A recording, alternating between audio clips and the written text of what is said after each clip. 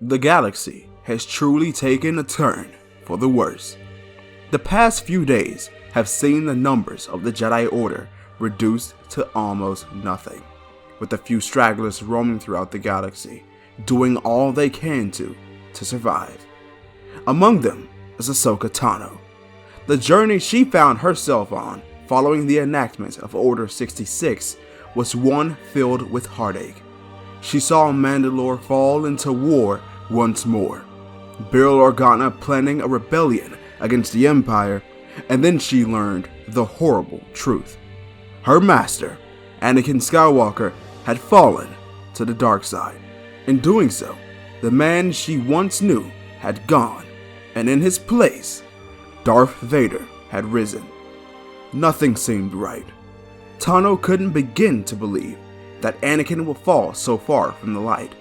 Yet it was Obi-Wan himself who informed her of the terrible events leading up to it, and now the pair set out to confront their old friend one more time.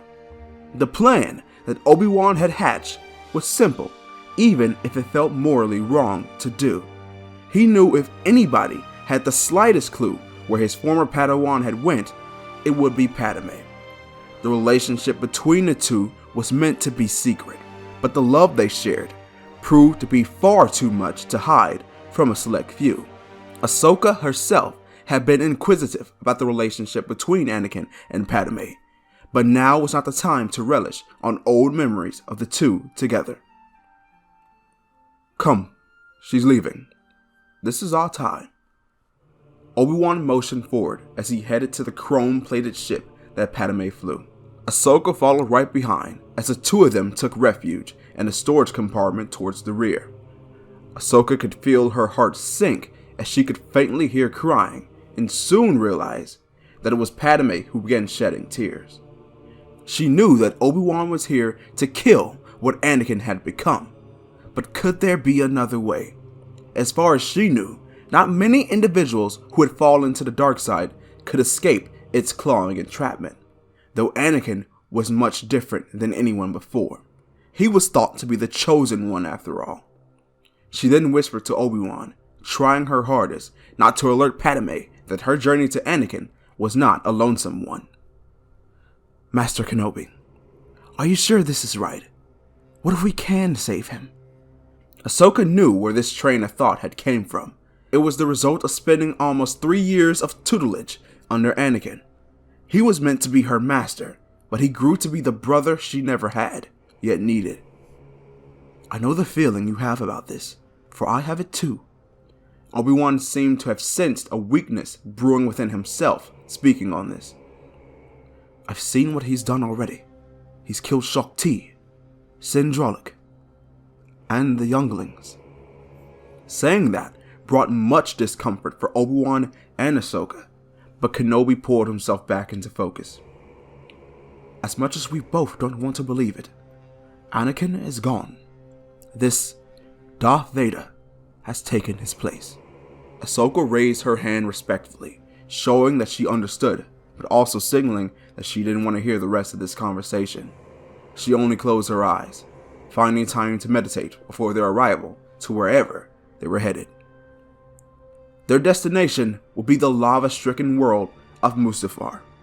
It was here where Darth Vader received the important, though easy task of dispatching what remained of the leaders of the Confederacy of Independent Systems. When he landed, there was no struggle of getting inside, as they were expecting his presence per word of Darth Sidious himself. Once inside, he caged them in like hopeless rats as he cut his way through each and every one of them. He felt great pleasure at every scream that was yelped out as a result of his blade piercing flesh. He did wage a war against these men for the past few years, and now he was officially bringing it to an end. He had just gave the shutdown order for all battle droid units across the galaxy when a new ship came into the view of the scanners. The darkness within him seemed to lift ever so slightly once he saw what ship it was. It belonged to his wife, the mother of his soon-to-be-born child, Padme Amidala. He didn't even begin to think what she was doing here. He rushed to the landing pad where the ship touched down. Inside the ship, Padme gathered herself, with the knowledge of everything that Anakin had been doing running laps around her mind like the father years of Canto Bight. She exited at once and ran down to see what her husband had become. Once they realized that Padme had cleared the ship, Obi-Wan and Ahsoka relieved themselves with their hiding compartment. Ahsoka peered out the viewing port where she could barely see Anakin standing there, his eyes as yellow as the rivers of lava that boiled beneath them. She was frozen. She could see that for a moment, Anakin was happy to see his wife. But something changed. His joy switched to anger, and a small distance was created between the two of them. She then saw something she would have never dreamed of. Anakin reached out with his hand, wielding the power of the dark side to harm Padme. She turned to tell Obi-Wan, but noticed he was already gone. He had stepped down to confront his former apprentice, and for a moment, Ahsoka debated with herself if this was really where she was meant to be. She stepped closer to the exit ramp of the ship, and now she could hear the war of words between Anakin and Obi-Wan. "I have brought peace, freedom, justice, and security to my new empire." Those words coming from the mouth of her master was enough to shatter all hope within her, but she couldn't remain on the sideline any longer. She stepped from the ship, and with all the strength she could muster, she yelled out, "Master!" "Ahsoka, what are you doing here? This has nothing to do with you." It was almost as if Anakin had ridden her out of everything, not because he had forgotten about her. There was a different reason for this. "I'm here because I couldn't believe all I heard was true. My master could never do anything like that." "Don't be fooled by what they've told you. They have all betrayed me." Anakin's yellow eyes returned to Ahsoka's focus, and they were centered on her. "Anakin, I won't betray you, but this isn't you." She looked to Padme, who laid unconscious on the ground while Obi-Wan started to tend to her. "Ahsoka, don't betray me. Not again." Again? Ahsoka quickly realized that Anakin was referring to when she left the Jedi Order some time earlier. She was shocked and offended. She had assumed Anakin understood why she left, but now it was clear.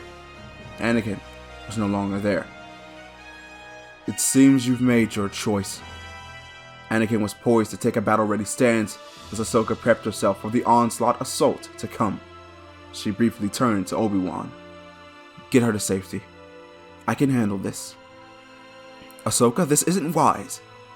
Obi-Wan started to rise, but Ahsoka signaled to him that this was the choice that she was making. Obi-Wan took Padme up in his arms and took her back to the ship. As Ahsoka turned back to Anakin, she heard his saber activate as he rushed towards her. She barely had time to activate her own sabers as the triplet of blue-hued blades clashed.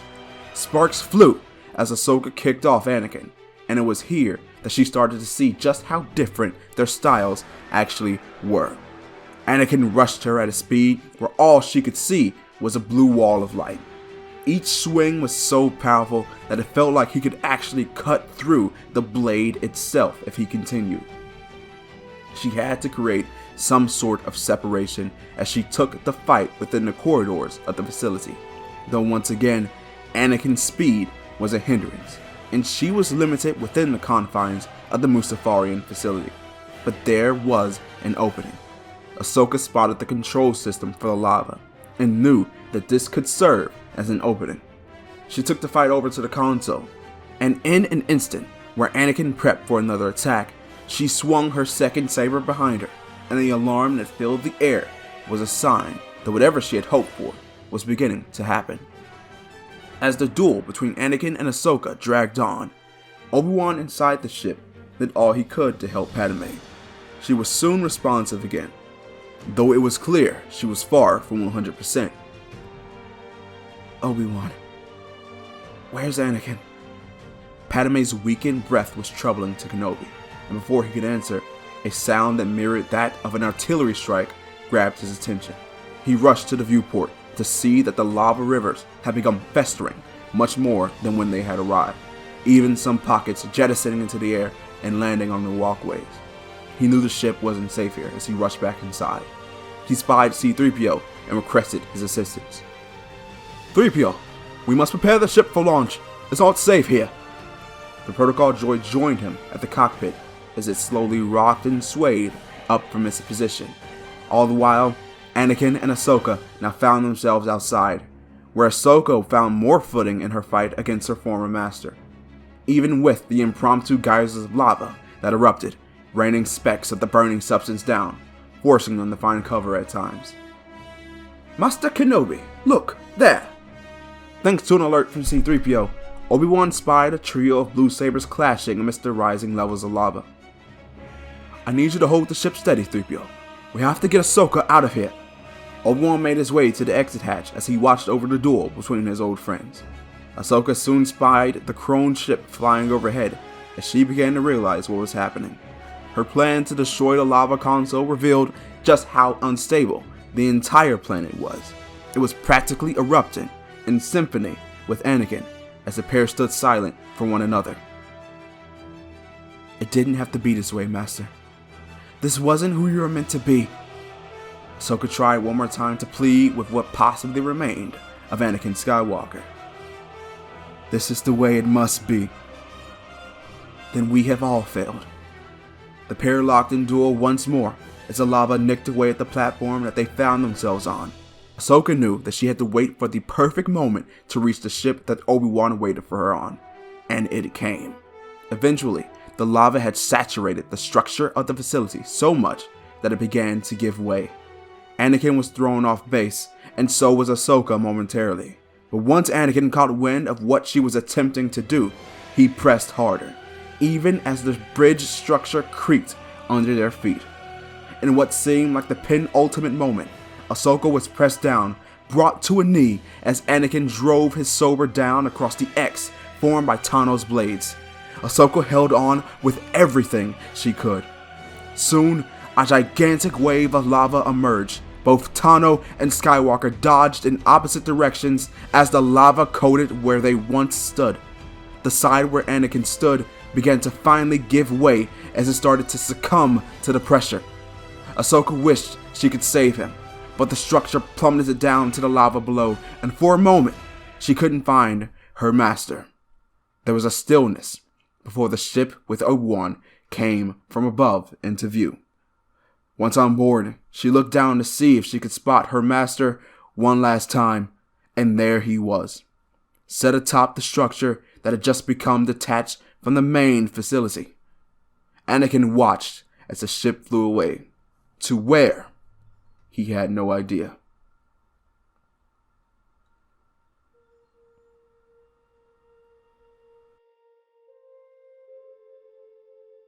The ship soon found its way to an asteroid facility called Polis Massa.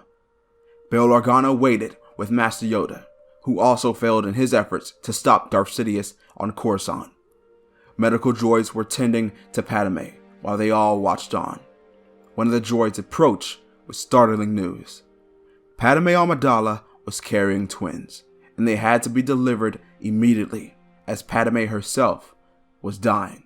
There was no explanation as to why, but Ahsoka knew. A broken heart, she whispered to herself as the droid returned back to his patient. Obi-Wan would join in helping with the birth, as Ahsoka couldn't find the strength to be there in that moment. She stepped away, only returning to learn that the children had been born, yet Padme only lived long enough to name them. Not long after, she joined Bail, Yoda, and Obi-Wan in discussions to see what was to happen next. The obvious point of conversation was the children. The idea was proposed to split them up. Is that really so wise? Ahsoka knew saying that was dangerous, for this was an idea that even Master Yoda agreed with. If the Sith are so powerful, then the children should be raised to stop them, not split up and kept a secret. If the Sith found out they exist, they'll surely come looking for them. Obi-Wan advised caution in Ahsoka's risky suggestion. Then I'll make sure they don't. Ahsoka, what are you suggesting? Soon everyone had their gaze on the Togruta. I'll take the children and raise them. I owe Anakin that much. There was a silent debate amongst everyone as they shot glances at one another. Soon, Yoda nodded in agreement as Bail made his exit. Ensure their safety, Ahsoka Tano. They are the only hope this galaxy has. I promise, they'll be safe, and they'll be ready.